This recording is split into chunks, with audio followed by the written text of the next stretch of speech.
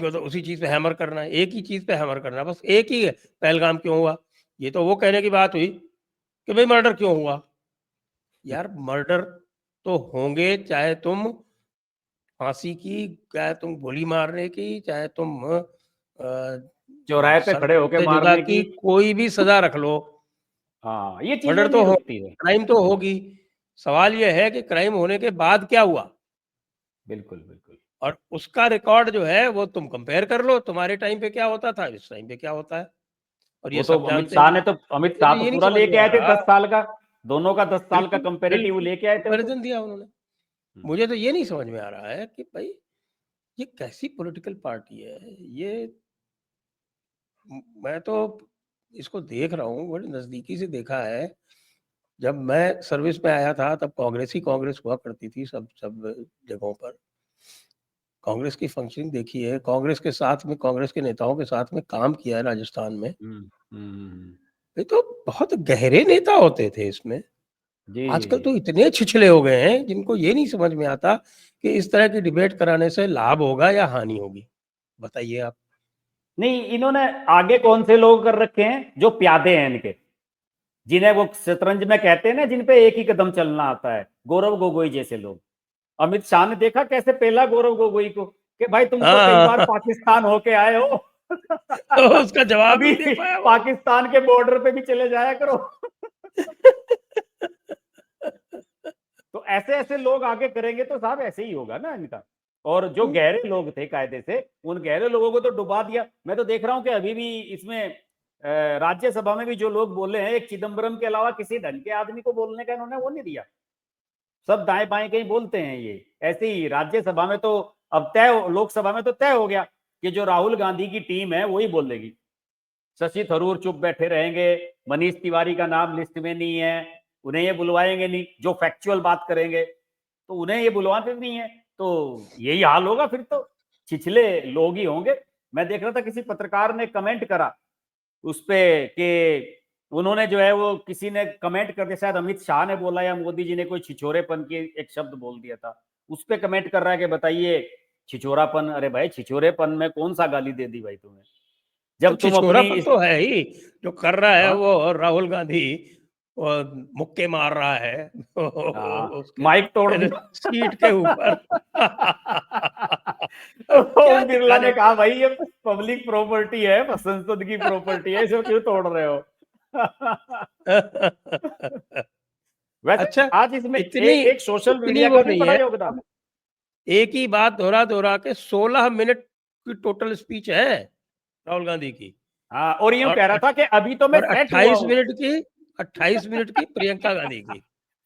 नहीं, आपने ये नहीं सुना जब वो बोल रहा था और कुछ लोग बोल रहे थे ये बीजेपी वाले, तो राहुल गांधी कहता है अभी तो मैं सेट हो रहा हूं। भाषा देखिए उसकी। वो सेट होने से पहले ही आउट हो गया, बोल्ड। वो सेट वो सेट होने से पहले ही जो है वो, क्या कहना चाहिए उसे, कि वो रिटायर्ड हर्ट हो गया बेचारा। तो ये जो है बड़ा ही एक और ऐसा आज आज एक्सपीरियंस एक रहा। बड़ा चैलेंज उसने करा था कि साहब मोदी जी यहाँ बोल के दिखाएं कि डोनाल्ड ट्रंप वाले पे कि उन्होंने मध्यस्थता नहीं की। मोदी ने तो कह दिया कि दुनिया के किसी नेता ने मध्यस्थता नहीं की। अब वो ये कहता है कि डोनाल्ड ट्रंप का ही नाम लो। अरे भाई, क्यों डोनाल्ड ट्रंप का नाम ले, वो प्रधानमंत्री है। भाई वो डोनाल्ड ट्रंप का नाम लो, प्रधानमंत्री है, वो नेता नहीं तो प्रतिपक्ष नहीं है। सुनो आप, डोनाल्ड ट्रंप का हाँ। नाम लो, नहीं तो मैकडोनाल्ड को बंद करो। वो दीपेंद्र हुड्डा कह रहा था। मैं तो उसको पढ़ा लिखा समझता था। वो दीपेंद्र हुड्डा तो मूर्ख है बिल्कुल। वो बॉडम है, वो मतलब वो अपने बाप का 10% भी नहीं है साहब। तो यही तो बात हम कह रहे थे कि राहुल गांधी की जब टीम आगे रहेगी तो साहब यही कहानी होने वाली है। जी। और अखिलेश जी क्या बोल रहे थे, आज ही क्यों करना था। हाँ, वो बेचारे वो परेशान थे। उन्हें टाइमिंग से बड़ी दिक्कत हो रही थी। अमित शाह ने तो कहा भी कि भैया तुम्हें तो दिक्कत इस बात की है कि वो तुम्हारा वोट बैंक का चक्कर है, वो मारने वालों के नामों से तुम्हें दिक्कत है।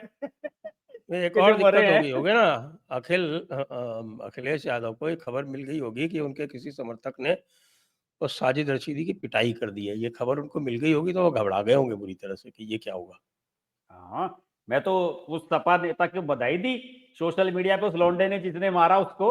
मैंने ये कहा, मैं कहा जिसकी पत्नी के बारे में जिसने कमेंट करा उस पर ट्वीट तक नहीं हुआ, कम से कम इस लौंडे ने अपनी भाभी की इज्जत तो रखी। उस चैनल के दफ्तर में उसके 2 धप मार दिए। बिल्कुल सही किया, मैं हाँ, समर्थन करता हूँ उस बिल्कुल लड़के का। बिल्कुल, एकदम उसे टिकट देना चाहिए। हम तो मांग करते हैं आज जयपुर हम डायलॉग के कहते हैं मंच कि से। उसको अगर अगर समाजवादी पार्टी टिकट ना दे तो भाजपा टिकट दे।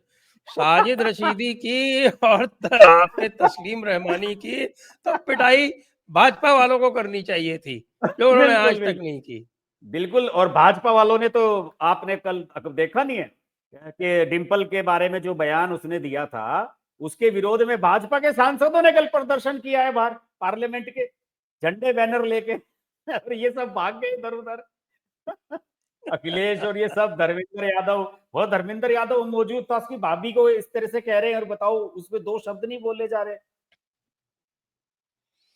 क्या देख सकते हैं कि साहब की पुराने जमाने में कहते थे ना कि साहब की राजा लोग कैसे थे, क्या करते थे, उन्होंने तो फिर भी बचा लिया धर्म। आजकल के लोग तो अपनी माँ को बेच दें वोट के लिए। हाँ जी, बिल्कुल यही हाल है इन लोगों का। वोट बैंक के लिए इन पे 2 शब्द नहीं बोले गए, बताओ भाई, कि उनकी आलोचना ही कर दें। किसी चैनल, किसी समाजवादी पार्टी के किसी नेता से ही कोई बयान दिला देते, और जबकि उस पर ठप्पा ये लगा रहे हैं कि ये भाजपा का आदमी है। वो जो राशिदी है, कि रशीदी, साजिद रशीदी, उसे कह रहे हैं कि ये भाजपा का आदमी है और इसने भाजपा को वोट दे दी। हाँ, सच में उसकी पुरानी कहीं से सुना कटिंग था। निकाल के लाए कि उसने लोकसभा चुनाव के दौरान कहीं बयान दिया था कि भैया ऐसा है, मुसलमानों के वोट मुलायम सिंह यादव और अखिलेश यादव सारी जिंदगी लेते रहे, मुसलमानों के लिए करा कुछ नहीं, जो भी करा है वो मोदी ने करा है, तो मैं तो मोदी को वोट देगा। पता नहीं वो झूठ कह रहा है या सच कह रहा है, लगता तो है नहीं कि वो दे के आया होगा। मुसलमान कहाँ वोट दे रहा है मोदी जी को। एक बात और कर ली इन लोगों ने, इन जी। लोगों ने हिंदुओं के प्रति अपनी नफरत प्रियंका गांधी के माध्यम से बिल्कुल पक्का उसके ऊपर मोहर लगा दी, एक बात। हम्म, हम्म, और आईएसआई और पाकिस्तान का नैरेटिव ये पूरी तरह से चलाते हैं, ये मोदी जी ने सिद्ध कर दी बाद में पूरी तरह से उदाहरण दे दे के। अब हाँ। इससे कांग्रेस को क्या गेन हुआ, ये आप समझाएं मुझे। और देखिए उल्टा हुआ संजय जी, जिस दिन ऑपरेशन सिंदूर पे चर्चा होनी थी, होता तो इनकी यहाँ कहानी भी तो उल्टी चलती है।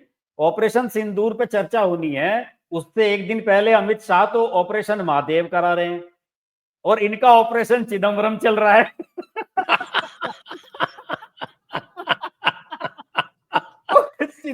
ये मुझे चिदम्बरम लगता जो है है, ये सारे के सारे डिफेक्ट कर गए, मिल गए जाके पीछे पीछे भाजपा से। हाँ, कि भैया ये राहुल गांधी को ये ऐसे नहीं हटेगा, इस राहुल गांधी को निपटाना पड़ेगा सिरे से। और मुझे लगता है कि इसमें जो है हुड्डा और मनीष तिवारी, शशि थरूर, पी चिदम्बरम, सलमान खुर्शीद, इन सब लोगों ने हाथ मिला लिया है कि भाई इस राहुल गांधी को जो है ऐसे ही निपटाना पड़ेगा, ये वैसे नहीं हटेगा। चिदम्बरम ने तो कमाल ही कर दिया था। वो तो आज अमित शाह ने भी बहुत देर तक उस पर बात करी, निशिकांत दुबे भी शायद उस पर बोल रहे थे, मोदी जी ने भी बात करी, और फिर बाद में जब चिदम्बरम बोल रहे थे अभी शाम को, मोदी जी की स्पीच जब खत्म हुई तो उसके बाद राज्यसभा में चिदम्बरम बोल रहे थे, तो राज्यसभा में चिदम्बरम उस पर सफाई दे रहे थे अपनी, कि मैंने क्या कहा था और उसे क्या बताया गया। देखिए बड़ा सा ये लोग कहने के लिए तो कुछ भी कह देते हैं, और क्या इसके सफाई दी? बाद इन पे सफाई ये देते हैं कि उसे गलत तरीके से इंटरप्रेट किया गया, उसे मेरे कुछ शब्दों को म्यूट करके चलाया गया, इस तरह की बातें कहते हैं ये लोग। और क्या क्या कहेंगे, म्यूट करके चलाया गया? तो साफ साफ यही बोल रहे थे, और क्या बोल रहे थे? पता नहीं, मैंने भी देखा, उसे सुना, हमने तो क्लिप वो अपने चैनल पे भी दिखाई। मैंने कहा यार कहाँ म्यूट करके इन्होंने जो है वो कर दिया, कुछ भी नहीं, बिल्कुल सही साफ साफ कह रहे। उन्होंने साफ ये कहा उस इंटरव्यू में कि आप ये कह रहे हो कि वो आतंकवादी, पहलगाम के जो आतंकवादी थे वो पाकिस्तान से आए थे, लेकिन आपके पास प्रूफ क्या है? उन्होंने साफ यही बात कही। तो वो आतंकवादी कहां से आए थे फिर ये बता दो, क्या वो छांगुर बाबा ने भेजे थे?